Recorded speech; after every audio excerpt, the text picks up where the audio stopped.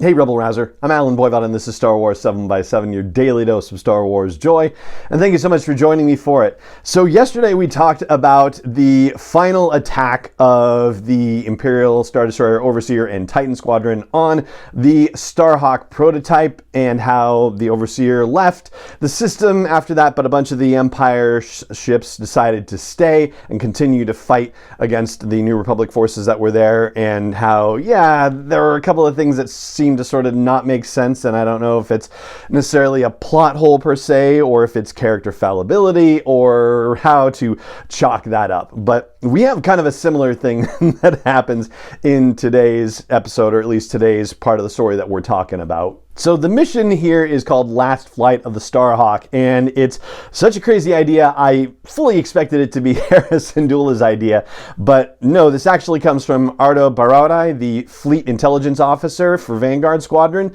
That Moncala officer says, oh yeah, you know how Titan Squadron turned the Starhawk into a ticking time bomb? Well, we're gonna drag it into the core of that moon Gallatin that's being ripped up by the Ringali Nebula, and the resulting explosion should take out all the Imperial forces that are mustered around the planet that are pinning Vanguard Squadron down, or around the moon, I guess I should say. And so your mission as Vanguard Squadron is to first take out a Star Destroyer from the rest of the fleet that's left behind that is in the way of getting the Starhawk to that torn up moon. And then after that, a couple of Imperial light cruisers show up that you have to destroy, and a bunch of fighters you have to destroy. And meanwhile, a few corvettes are in the area, and they get into the tractor beam range of the Starhawk, because what Titan Squadron did to the tractor beam core, the tractor beam is now firing at random points. And so when it fires, it grabs onto a corvette if they position a bunch of corvettes in front of it. And because the Starhawk has no engine capacity of its own, the corvettes, when they get caught in the tractor beam, can start towing the Starhawk, get it up to a certain speed where, you know, they can get it going and drag it and have it run on a collision course to the torn up moon of Gallatin. So your job as Vanguard Squadron is to protect the corvettes from all the fire coming from various Imperial ships, and then to protect the Starhawk to make sure that nobody blows it up prior to it blowing itself up in the moon. Now, in the mission briefing, Harris says that, you know, this has to happen before the Imperials get wise to what they're doing. And when you're in the battle, the rest of the Star Destroyers that are there are not engaging with the Starhawk or the corvettes or anything like that. It's just fighters and the light cruisers. And Lyndon Javes, who, yeah, he's back.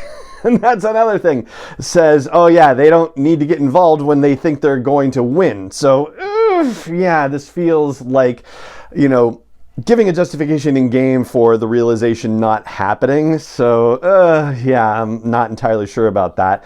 But yeah, I just mentioned that we thought Lyndon James was dead, and I said in yesterday's episode, well, you know, we didn't see, you know, him going like in the Death Star trenches with all the X-Wings and Y-Wings, and so I left it open as a possibility that maybe he's not dead. Well, somehow he not only managed to survive a crash into the Starhawk, but his X-Wing managed to survive the crash. So maybe somehow he was able to go into an open landing bay, strangely enough, but we find out that he is actually on the Starhawk. But since the Starhawk, you know, has no engines and there's no talk about it having weapons capacity of any kind at this point, he's just basically there along for the ride. And then once the Starhawk hits its, you know, maximum speed that they need it to be at, and it passes the point of no return for slamming into the moon, he's able to fly his damaged X-Wing out of the Starhawk and then lead the rest of Vanguard Squadron through the resulting blast wave to get away and survive the incident. Yeah, and in-game it does seem like it takes a long time once the Starhawk is up to its cruising speed that you have to defend it to make sure that it reaches the point of no return for crashing into the moon. So also, I don't know what the Empire is thinking, like, why are they towing this thing? They must have a reason to do it, and yet they don't react to it. So that's one thing. I did also kind of have my doubts about the 5 starfighters of Vanguard Squadron taking out an Imperial Star Destroyer.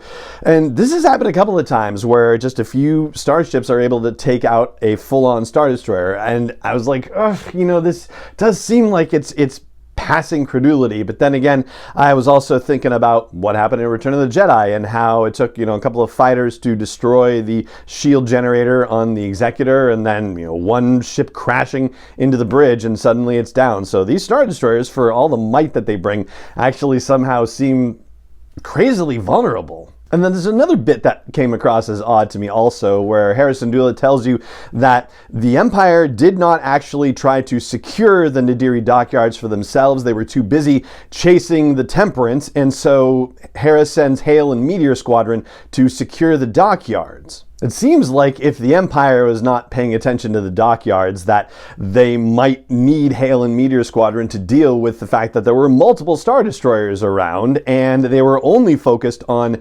attacking the Temperance. So yeah, I don't quite get that. And also, I guess it raises the question of, did they plan on still using the dockyards to build the next round of Starhawks? Because this whole project was supposed to be done in secret so they could suddenly be like, ta-da, we've got things that can go toe-to-toe with Star Destroyers.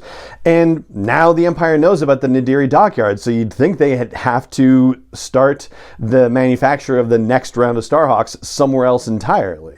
And this also speaks to the idea of, why are they building Starhawks that need to go toe-to-toe with Star Destroyers when you could send a half dozen Rebel Starfighters or New Republic Starfighters against a Star Destroyer and it'd be able to destroy it. So, yeah, maybe it doesn't pay to examine these things too closely. Oh, and one other funny thing. Hera also describes the engineers who have been working on the Starhawk project as civilian engineers, and I don't know if that's accurate because it's a military project, so they may have been, civilians, but they are military contractors at this point. And it kind of put me in mind of that scene in Kevin Smith's Clerks, the original one, where they get into a conversation with a random customer about the morality of the independent freelance contractors who built the second Death Star, and whether they were just innocents who got destroyed by the rebels or whether their morality was checked at the door. And so if they knew what they were doing, then they